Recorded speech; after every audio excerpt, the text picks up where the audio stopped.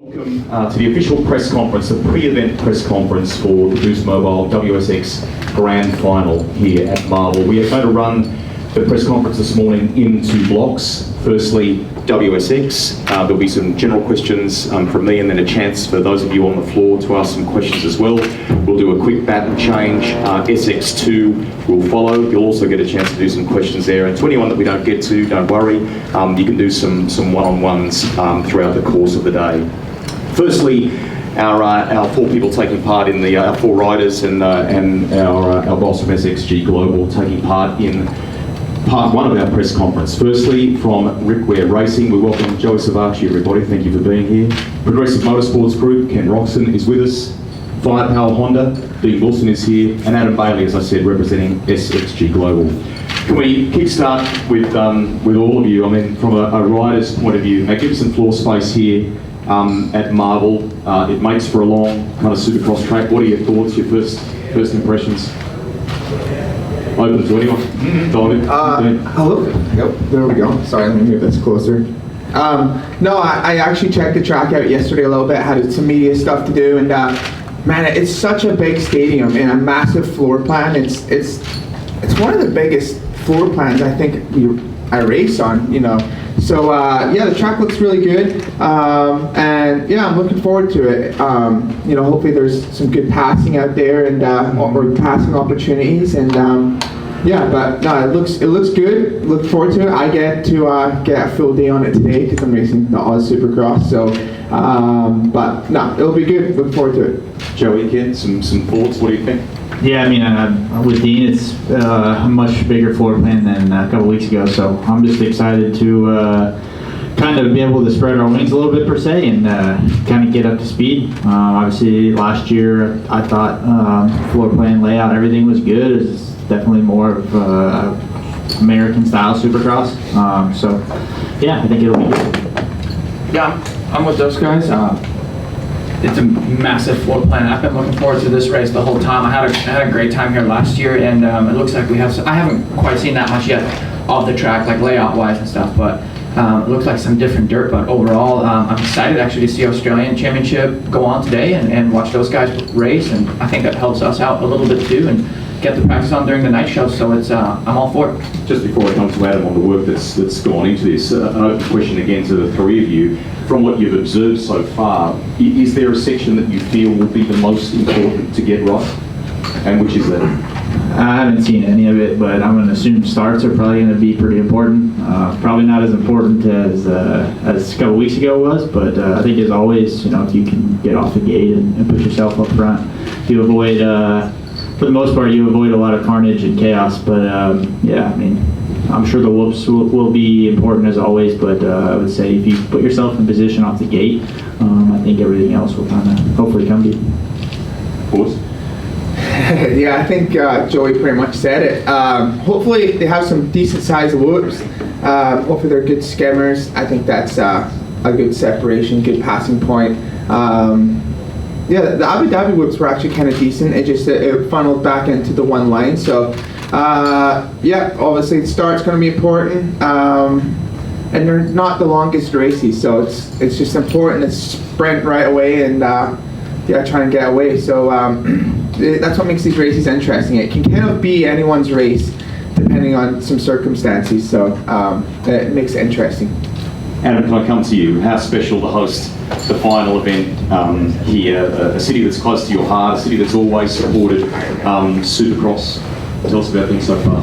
Yeah, it's amazing. I think, you know, Melbourne and Visit Victoria here, our government partner, have been hugely supportive of us and events. And back when we had the AusX Open here in 2019, you know, we had 35,000 people there on the day. It was the biggest Supercross Australia had seen at the time. To be able to expand now to World Championship and to have these amazing riders competing is just such a huge, you know, honour. And we know that the Melbourne fans love it. We know they love Supercross. There's a lot of Aussies that come from all over the country and internationals that visit too for this weekend. So it's just exciting to be able to, you know, have a combination of both the Australian Supercross and the World Supercross here this weekend. It's going to be a big one. Can you tell us a bit about the process so far? I think from nothing as of 9 p.m. Wednesday night to where we are now. Yeah, I mean, people would never sort of, know the work that goes in behind the scenes, and obviously, our track and operations crew, literally work 24/7. But I mean, planning for this event and to be here really started in 2017. That long ago, to be able to go through the engineering process, to be able to support the car park underneath. There's 3,750 railway sleepers and 4,200 acro props holding the car park up below us, so that we can have the equipment on the surface to build the track. There's still limitations. We don't have heavy dozers and things that you would normally see on a Supercross track, just due to that weight restriction. So, and also the timing, because the turf here is so sensitive and so expensive, frankly. We have to bring in the dirt at the last possible minute, which means that we literally wait until the sun goes down on the Wednesday night, and that's when the grass gets covered and the dirt starts coming in. So to be able to, it's a 24/7 operation, and it's why the track's still being built as we speak, and it's running on schedule, but it's a very tight schedule. Well done, it's coming together, it looks terrific. Ken, can we come to you? Good to be back in Melbourne, I guess, and highlights so far. Did I spot on social some surfing?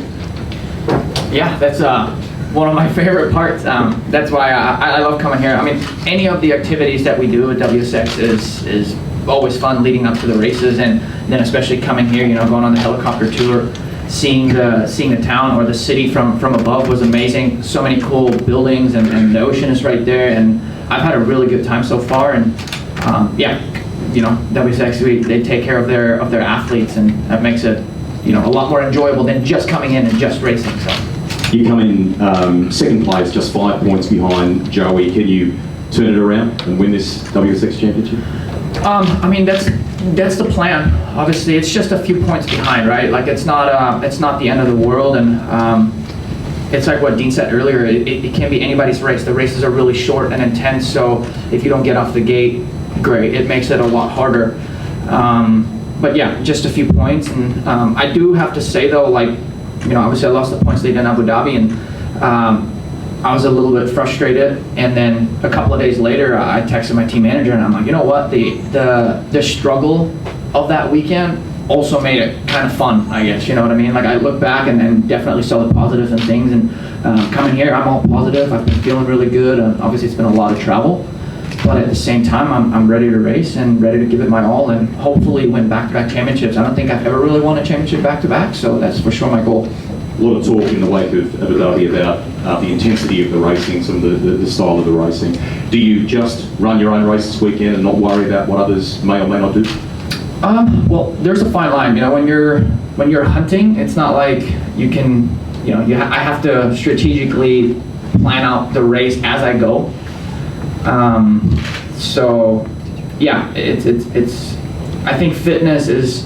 It's a different type of fitness here because it is so intense and such short racing than just having one main event that's really, really long. So I feel like anybody here of us can smash through all these laps without really getting tired. So again, that makes it a bit tough, and I think my goal is just getting starts, and I've actually been crashing quite a bit lately, which is not really me, even in Paris last weekend. So I just got to eliminate those mistakes and put myself in good positions right away. We wish you well. Joey, can we turn to you? You lead the FIM World Supercross Championship. That sounds pretty good, right? So what would it mean for you to win this thing? And do you dare to dream about that just yet? I mean, you never, I've learned my lesson. You don't count the chickens before they hatch. But I mean, yeah, obviously that would be cool. But at the same time, I think if people are placing bets and this is a betting thing, I'm definitely the underdog. So I don't, really for me, there's no pressure. Just show up and do what I can do, and where we end up is where we end up. Obviously, like I said, I'd love to win. It would be awesome. That is the goal. 5 points isn't enough. Obviously, if it was just on the night point payout, and 3 points was first and second, et cetera, then I'd be a little bit more confident. But they pay Super Bowl, they pay per moto, and then I think there's a bonus point for fastest lap in the last race or something. So there's a lot of points to be made. By no means am I in the driver's seat. But like I said, yeah, sure, I would love to go win, and that is the goal. But again, I would say I am more of the underdog, and Ken's the favorite, so, and rightfully so. But like I said, I'm just going to show up and do the best I can do, and where it ends up is where it ends up. Based on that Did approach. you say they paid for Supercool? Points? I think they pay a point, yeah. They did? For fastest Super Bowl, yeah. And then they pay a point for fastest lap time? I found this out. Why am I just finding this out? Yeah, poor communication, I guess. Didn't know any of this. Poor communication, I It's guess. been helpful. Just hearing you say that a moment ago that you feel like you're the underdog, right? And hearing what Ken is going to bring to perhaps to the table here. Do you think about your rival and what he's like, or do you just literally run your own race? No, I mean, what's there to say? You know, the guy's really good. He's very talented. He's very comfortable right now on his motorcycle.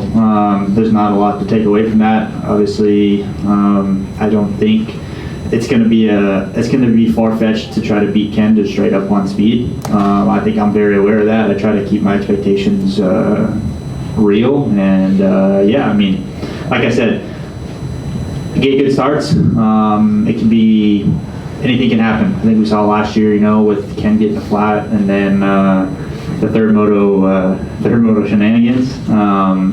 Again, anything is possible, which is why, you know, my goal is 3 good starts, try to stay out of that chaos, and just do what I can do. And if we're good enough to keep the 5 points, then it'll be a good night. And if not, you know, it's not from a lack of effort.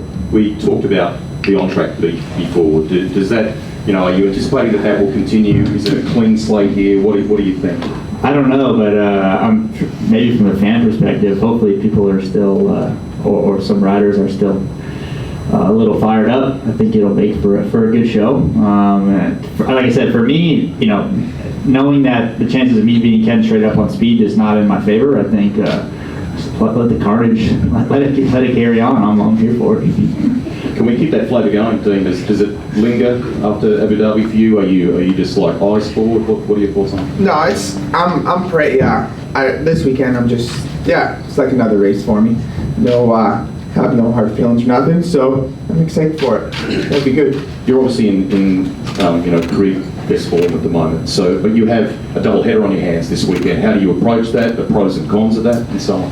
Yeah, I mean, just gonna have to try to conserve my energy the best I can, and just be smart, and that's it really. I think I'll be all right though. I think it is a lot of racing, but we'll be fine. What's it going to take to win on Saturday night? What's it gonna take to win? Good starts for sure. Obviously, like Joey said, you know, to match Kenny's speed is gonna be tough. But I've been watching a lot of Vince Freeze racing, and I'm just joking. Might throw you a couple brake checks, you know, just keep your head on a swivel. But nah, just gonna race forward and you know, do the best I can, and yeah, whatever happens, happens. But yeah, let's hope, you know, it creates good racing, and we'll see how it goes. Well done. Can we have some questions from the floor, please? If you would like to, just raise your hand and let's ask the riders a question. Please. Can I yell out? Yeah. Oh, sweet. Kenny, you talked about all the travel you've done lately, and you know, you're feeling a bit fatigued at Paris last weekend. How are you feeling now here in Australia? Like, are you sort of on top of it, or are you still sort of struggling with a little bit of fatigue? No, I feel actually a lot better here now than I have, well, I want to believe so, than I have in the last couple of weekends. I haven't really found a rhyme or reason how things work, like with the jet lag side of things, because when I went back home from Abu Dhabi, I felt not that great at Abu Dhabi. Came home, slept a lot on the plane, the whole nine, and then I had an insane week where I just felt like superhuman almost, you know. I'm like, what's going on, you know? And then going to Paris, and I just think, you know, flying takes it out of you, and I wasn't really getting on a schedule. I didn't go to sleep before 3 o'clock in the morning in Paris, and then obviously Paris is a lot of racing too, you know, it's no joke. Having said that though, for whatever reason, the first night is still, like, I felt better the second night after a lot of racing and going to bed late than I did the first night. It's just weird how that works sometimes, right? And then I flew straight here from there, and yeah, it's a lot of stress overall, but that's what I signed up for, and every weekend I try to learn and try to do maybe something a little bit different, how I can get on a better sleep schedule and whatnot. So for right now, I feel like I've been feeling solid so far. I don't think my body necessarily knows what time zone I'm on, but that may be a good thing. Alex Gobert, motoronline.com. For Kenny, you have a multi-year commitment to continue with WSX in this championship. This year we've seen, a reduction in rounds, but as a rider and somebody in your position with your experience, what is it you would like to see the series kind of, I guess, what direction, what would you like to see for next year and, in particular next year, but then beyond that as well as they build? I mean, ultimately, I just think more racing, just like how we planned, but I also understand that there are always hurdles to come over, right? And I want to see more racing simply because I enjoy this so much, even though it comes with a lot of stress and the travel and all of that. But as a whole, racing and then leading up to the races and I guess I just enjoy the whole stress. I feel like my body functions best being under stress. And so in the end, I just really want to see more racing, more countries, and hopefully maybe go back to Europe as well. Like, it was a little bit of a bummer that the German round wasn't happening because I got a lot of feedback I had a lot of people coming in general, and it's very centralized in Europe, so it's very easy to access for Europe and all the countries coming. So I just ultimately hope for more racing and more of this stuff because I've been really enjoying this, and so more racing would be great. And a quick one for Dean Wilson. Do you see it as any advantage of sorts to be able to race the Australian Championship tonight and get a full night of competition before you go into the World Championship tomorrow? Yeah, I mean, I think it could be a little bit of an advantage for sure, but the boys also get to ride today, so they're going to be watching me as well, I'm sure, so they'll kind of see the lay of the land and the lines and this and that. So I don't know if it's going to be a huge advantage, but it kind of works both ways. It's a lot more energy for me, but I don't know, I could probably use that as an advantage, I guess, as the laps tick on, maybe just finding some little lines here and there. But these guys are pretty sharp and catch on to things quick, so yeah, I don't know. Next to motoronline.com for Joey. A year ago coming into this round, there would have been some nerves, obviously from the year before with the crash. It's sort of a full circle moment now for you, and to potentially win a championship tomorrow night. Is it a bit more calmer for you walking into that stadium now? Oh yeah, I mean obviously last year was good, but I mean, thinking about it like that, it would be really cool to be able to win and have it be here, given the circumstances. I think it would be a really cool moment, full circle type deal. But yeah, I mean, I think last year was bad, but yeah, it's a lot easier this year, a lot more calming, and just like I said, it's something that happened, but the fact that I came back last year and was able to get over that, I think we're good. Cool. And for Adam Bailey, a couple months now passed since the announcement of new investment group management with SX Global. They've been able to see what you've done at Abu Dhabi. How has that been for them to be able to be on the ground there, see it in front of their eyes, and then contribution of how it may look different with them next year?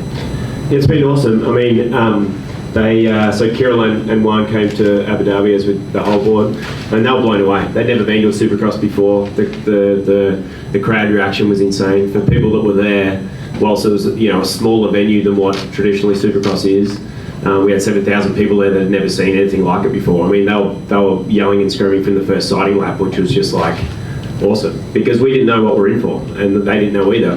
We didn't know that they're going to love it or not, or if 500 people were going to come, or it's a part of the world that genuinely has never seen Supercross before. So for them to see that reaction, I think was a huge shot of confidence in what they've invested in and in what this product can do. And that's what they clearly said. They just said that they walked away seeing the huge potential that Supercross has around the world, and if we can convert new fans in the Middle East, in a place that has never had any sort of culture around motocross or Supercross really, a very small really promising. They went to the Paris event too, which I think was great because they went there and could see, it's an amazing event. It's been around for 40 years. They can see the differences of what they do to what we do. I mean, and the first AusX Open was built on the Paris event, frankly. So the combination of entertainment and racing is something that they do very well, and we pride ourselves on too. So then coming to this one, and Kirill's here this weekend. He walked into the stadium and was just blown away because he'd been to the Abu Dhabi venue and he was blown away there. And to him it was to them, like I said, that they'd never seen anything like it. So to come into Marvel Stadium and see a stadium of this scale with a track this size, they're really, really energised by the potential. They, in their words, again, they come from a football background and not Supercross at all, and they just see this as a huge opportunity for what could be a mainstream sport because they feel that it's underserved. It's huge in the US, obviously, massive, incredible championship there in 17 weekends in the same country, and they're thinking, there's billions of people that don't get the opportunity to see this in person, and for everyone that does, they always love it. I mean, we've had every time we introduce a new person, and I think everyone in this room is a hardcore fan somewhat, but when you introduce a new person, no matter what age, they're always blown away. And they had those people with them at, lawyers and accountants and 50, 60, 70-year-old people, and they were blown away. So I think that, the word is energised, that they're here this weekend, excited for what the future could be. We might call it at that, and if you want to do some one-on-ones a little bit later, you can. To Adam, Ken, Joey, and Dean, thank you very much. Have a terrific weekend, and here's to a great event. Thank you.